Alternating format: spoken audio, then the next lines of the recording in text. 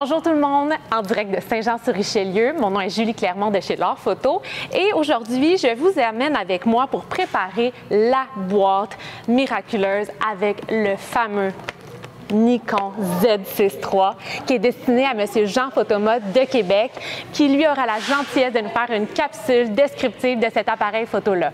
Alors sans plus tarder, je passe à mon collègue Yves qui prépare la boîte.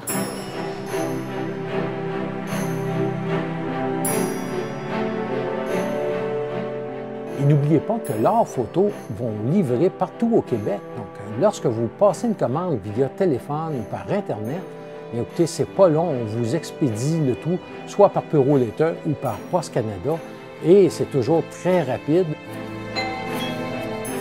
Merci beaucoup. Oh, je crois qu'on vient de recevoir une belle boîte de chez L'Art Photo.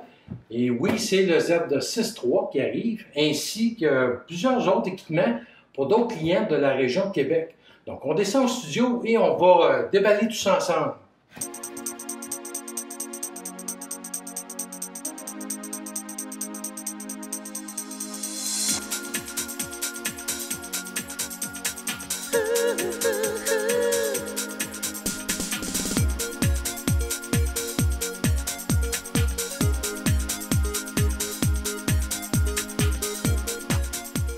Maintenant, c'est l'heure d'ouvrir la boîte. Donc, on va aller voir qu'est-ce qu'il y en a exactement. Bon, je vais avoir, oui, mon Z6 III, comme je vous disais, mais aussi pour une cliente de L'Art Photo ici à Québec. Donc, me fait envoyer ça chez moi pour que je puisse lui programmer en même temps.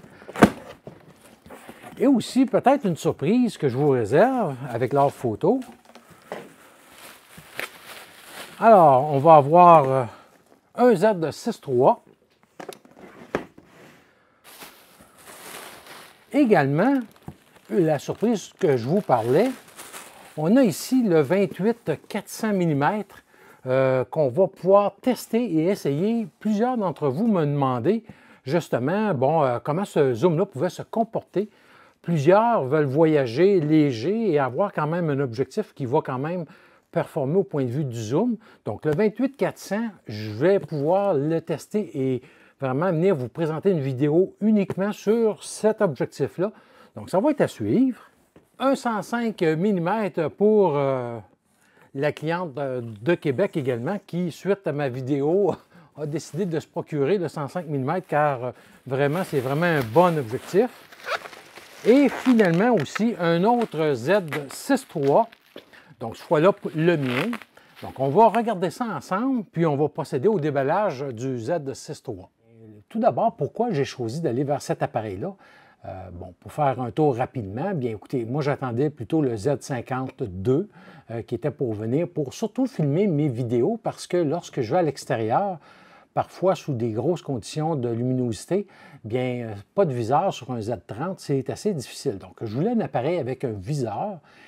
Et là, lorsque est arrivée l'annonce du Z6 III, bien écoutez, avec son viseur qui est en tout cas surprenant selon les premières estimées qu'on a vues par d'autres photographes qui l'ont testé, bien ça, et en plus de ça, en ayant beaucoup de caractéristiques provenant des Z8, Z9, etc., bien, finalement, j'ai décidé de faire le grand saut et aller vers le Z6 III. Donc, c'est la raison pourquoi que j'ai téléphoné chez L'Art Photo pour précommander un Z6 III. Et c'est cet appareil-là qu'on va regarder ensemble aujourd'hui. On va faire tout d'abord une première vidéo, qui est juste le déballage et mes premières impressions.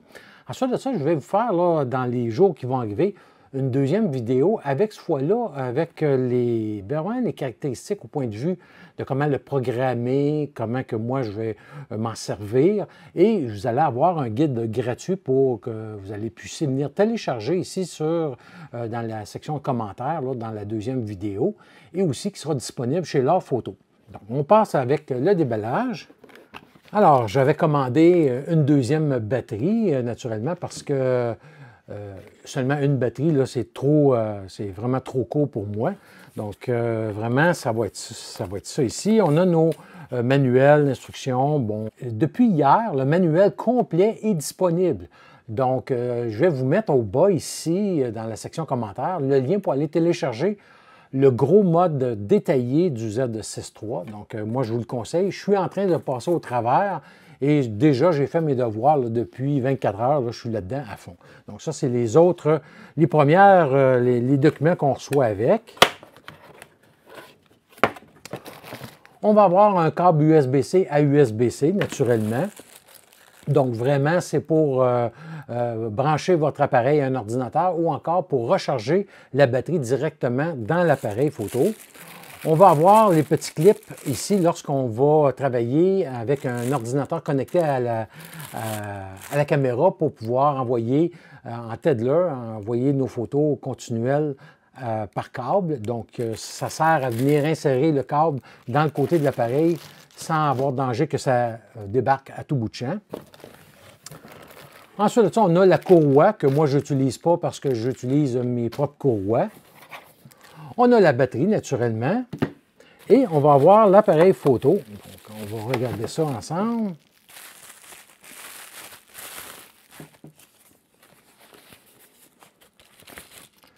Alors, on va se faire un petit peu de place. Voilà. Écoutez, déjà au départ, je vais vous dire que la prise en main est plus agréable que le Z6 III, excusez, le Z6 II, parce que j'ai eu le Z6 II avant d'avoir le Z9 là, quand même pendant un certain temps. Puis on voit là, que la grippe est vraiment là, supérieure. Vraiment encore là, moi j'adore cette grippe-là.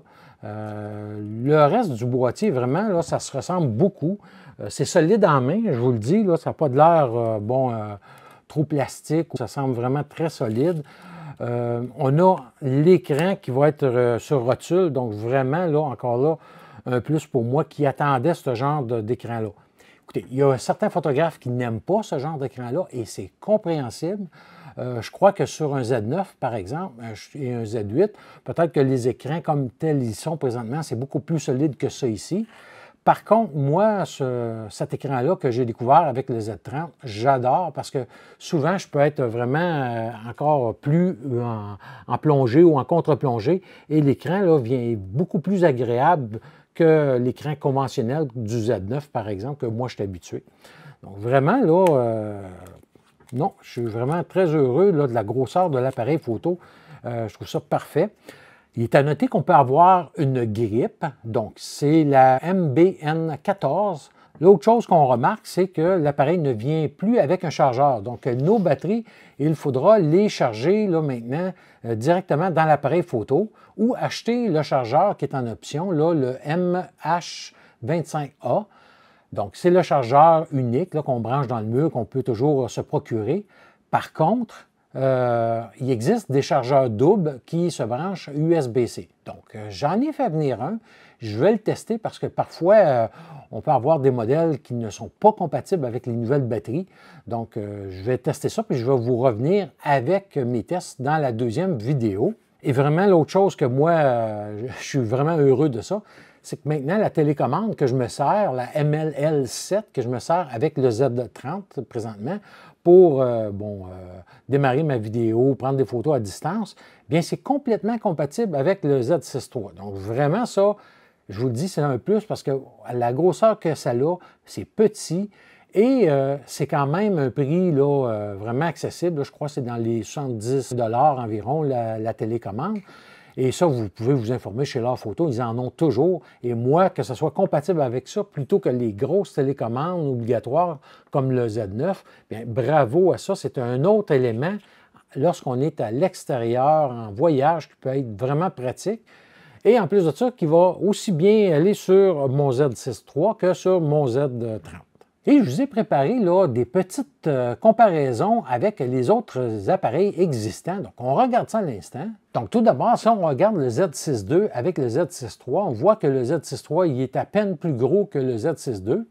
Et c'est surtout au point de vue de l'épaisseur qu'on va voir une petite différence aussi. Donc, pour ça que ça se prend mieux en main. Au point de vue du poids, donc si on regarde comparativement avec le Z8 et le Z9, on voit quand même que le Z6 III est beaucoup plus léger que les deux autres appareils. Donc, ça peut être un gros avantage pour ceux qui font de la vidéo ou encore pour ceux qui ne veulent pas un gros boîtier ou comme moi, un second boîtier là, très léger. On voit ici le dos des appareils. Donc, on voit quand même une bonne différence de dimension. Et la chose tout de suite que je peux vous dire que j'attendais, que je voulais absolument, c'est qu'on retrouve les mêmes boutons au même endroit que le Z8, Z9, Z30, et non pas comme le bouton de visualisation des photos qui était situé à gauche en haut sur le Z6 II, qui n'est vraiment pas naturel. Maintenant, on l'a au même endroit que sur le Z9, par exemple. Et la grippe dont je vous parlais, la MBN14, qui peut accueillir 2 batteries à l'intérieur et qui, une fois qu'elle est montée sur le Z6 III, bien, on peut voir maintenant les différences de dimension lorsque je le compare avec le Z9 et le Z6 III sans grippe. Lorsque je rajoute une grippe, bien, à ce moment-là, je vais avoir un poids de 1215 grammes avec 2 batteries. Donc, ça se rapproche beaucoup plus du poids du Z9. Mais par contre, qu'est-ce qui est intéressant? C'est qu'on peut enlever la grippe parce qu'on voit que c'est à peu près la même dimension qu'un Z9. Donc, lorsqu'on veut partir léger ou avec un plus petit sac à dos, bien à ce moment-là, ça nous permet, n'ayant pas la grippe, de pouvoir le faire. Et comme vous voyez, là, je vous ai mis mon Z9 avec le Z. J'ai mon chandail foncé aujourd'hui. Je n'ai pas mon chandail gris d'habitude qu'on voit mieux.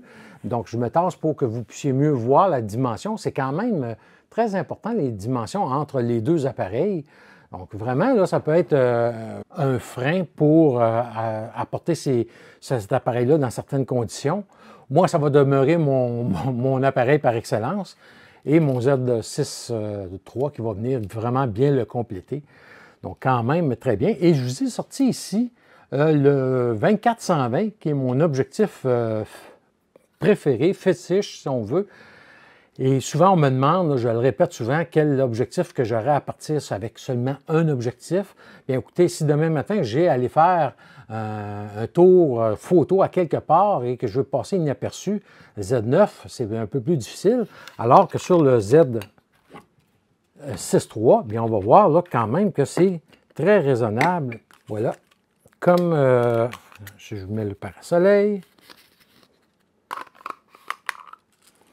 Et vous voyez, là, c'est quand même, là, ça se traite très, très bien. Et je vous le dis, là, ceux qui passent du DSLR au système sans miroir, ou si vous commandez un Z6 III, puis vous ne savez pas quel objectif prendre parce que vous n'avez pas d'objectif Z encore natif, le 24-120, je vous le conseille fortement. Écoutez, tous ceux qui l'ont acheté, qui m'ont écouté, sont tous unanimes, sont très heureux de cet objectif-là. Et moi, avant, j'avais le 24-70 2.8. J'ai préféré sacrifier l'ouverture pour avoir une plage de focale plus longue, donc à 120 mm au lieu de 70 mm. Et maintenant, c'est surtout avec le Z6 III, qui, à ce qui paraît, l'ISO peut monter très, très haut. Donc, ça va être à découvrir. On va faire des tests là, un petit peu plus loin. Et l'autre chose aussi que je voulais vous dire, c'est qu'il y en a des fois qui me demandent, est-ce qu'on s'attendait à avoir un 30-33 mégapixels chez Nikon comme nouveau capteur dans le Z6 III? Bien, effectivement, plusieurs, on pense à ça, moi le premier. Puis, quand est arrivé le Z6 III, on a vu que c'est encore un 24 mégapixels, 24.5. Puis, je vous montre ici une photo qui m'a même, moi, fait réaliser. J'ai fait l'exercice. Et là, je vous mets, là, comme vous voyez en bleu ici, c'est la taille, la dimension d'un 24.5 mégapixels.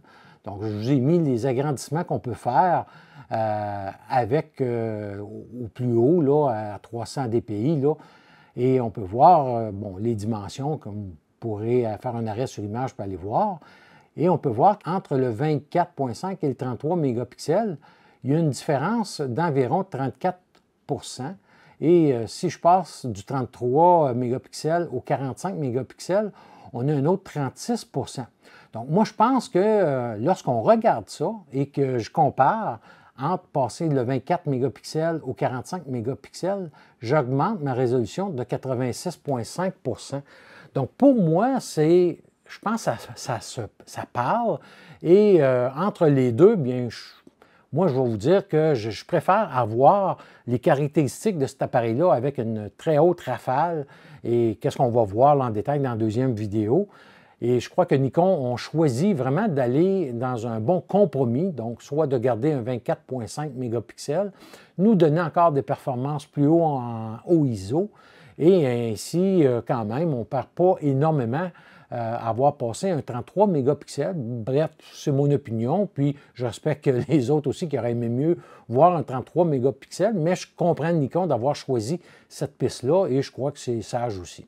Maintenant, au point de vue du prix, bien, vous allez voir que vous pouvez le trouver chez L'Art Photo à 3 399 $. Et je vous le dis, c'est déjà là, on a déjà vu des mémos de chez Nikon nous disant que, bon, les précommandes et les livraisons qui sont déjà en commande bien, peuvent être retardées parce que, comme souvent ça arrive chez Nikon, ils nous disent les ventes projetées dépassent, qu'est-ce qui se passe? Bien, c'est un peu ça encore qui se passe. Donc, soyez patients, appelez chez L'Art Photo ou contactez-les. S'ils y en ont peu en stock, bien écoutez, ils vont vous dire à quel sera votre rang sur la liste d'attente. Mais déjà que Nikon, une semaine après l'annonce qu'il y en avait de disponible, ça veut dire quand même qu'ils avaient déjà prévu le coup mieux qu'autrefois. Donc, contactez L'Art Photo autant pour l'appareil photo ou encore si vous avez besoin du bloc d'alimentation, la grippe, le MBN14. Bien, tantôt, le prix, je n'étais pas sûr, et c'est 480 $. Et maintenant, si on compare les prix des deux autres appareils plein capteur, et là, ce sont des prix à prix réguliers. Hein? Donc, des fois, on a des ventes. Donc là, je vous mets les prix réguliers. Donc, on peut voir quand même qu'entre le Z6 III et le Z8, on a 2000 $. Et je vous le dis, là, le 2000 $, là, il est où la différence? C'est que si vous n'avez pas d'objectif, vous venez chercher ça ici, bien ça va vous, avec le 2000 $ de différence, vous allez pouvoir vous procurer cet objectif-là et aussi des batteries supplémentaires, puis il va vous rester encore de l'argent pour aller au McDonald's, par exemple. Donc, vraiment, là, en tout cas, oui, il est plus dispendieux que le Z6 II était, mais on hérite là, de beaucoup de choses des Z8, des Z9, qu'on va voir un peu plus en détail là, dans la deuxième vidéo. Et quand même, le Z8 est à 5 400 $ et le Z9 à 7 000 $. N'oubliez pas non plus que si vous voulez, dès aujourd'hui, regarder vos RAW, bien, vous avez simplement à aller télécharger le logiciel NX Studio, la version 1.70. Ça, c'est important parce que si vous avez une ancienne version, vos RAW ne seront pas compatibles avec l'ancienne version de NX Studio. Donc, allez le télécharger. Je vous mets le lien dans la section description de la vidéo ici. C'est gratuit et vous allez avoir accès à vos RAW là, immédiatement là, après vos premières photos. Donc, encore là, un plus que d'avoir ce logiciel-là de Nikon qui, moi, de toute façon, comme vous le savez, c'est mon logiciel principal pour traiter mes RAW. Finalement, un autre accessoire que j'attends chez SmallRig, une compagnie qui fabrique des cages et des petites plaquettes, comme on a vu quand je vous avais présenté le ZF. On peut avoir des extensions, des plaquettes de base. J'ai ça sur mon Z30. Et présentement, chez SmallRig, comme vous voyez, on a une cage. Je les ai contactés déjà pour leur proposer de nous faire seulement une plaque de base. Comme vous voyez ici à l'écran, c'est le montage que j'ai fait. Et bon, on espère bien qu'on va voir ça apparaître. Et finalement, l'autre accessoire que je verrai apparaître, c'est, comme vous voyez dans la photo ici, les batteries qui ont un port USB-C. Donc ça serait vraiment génial parce que qu'est-ce qui se passe? C'est que je pourrais à ce moment-là, avec une batterie externe, venir brancher ma batterie pour la recharger. Donc, pendant le transport ou que je sois à l'extérieur, peu importe, je pourrais avoir ma batterie externe avec deux petits fils USB-C en train de charger mes batteries. Ça serait génial. Donc, je crois que Nikon pourrait se pencher là-dessus pour nous sortir des batteries comme ça. Sinon, au pire des pires, comme vous voyez sur la photo, comme je vous parlais tantôt, le chargeur USB-C double est là qui nous permet de charger simultanément deux batteries EN-EL15. C'est vraiment de quoi que Nikon pourra regarder dans leurs futurs appareils, là, vraiment se pencher là-dessus. Ça pourrait être une solution là, vraiment géniale que les photographes apprécieraient, j'en suis persuadé. Alors voilà, c'était le déballage du Z6 III. Donc vraiment, là, un appareil que j'attendais depuis l'annonce parce que vraiment, là, ses caractéristiques m'impressionnent beaucoup et que je vais mettre à l'essai. Comme je vous dis, je vous reviens là, très bientôt avec la façon que je vais le programmer et aussi avec un guide gratuit là, pour commencer la programmation. Et finalement, une troisième vidéo qui va venir un peu plus tard ce fois-là, que je vais venir vraiment tester l'appareil à fond, soit en situation de photos sportives, de photos d'oiseaux, mais aussi en paysage et en portrait. Donc, je vais vraiment le tester dans toutes les facettes et aussi, naturellement, en haut ISO. Donc, vraiment des belles choses à venir là, au point de vue de l'appareil photo. Et n'hésitez pas à contacter L'Art Photo pour peu importe les commandes que vous avez à placer. Ils sont toujours là à l'écoute. Et peut-être mentionner Jean Photomode, souvent ça peut vous attirer quelques petits rabais. Donc, je vous reviens très bientôt avec les 2 prochaines capsules. D'ici là, portez-vous bien.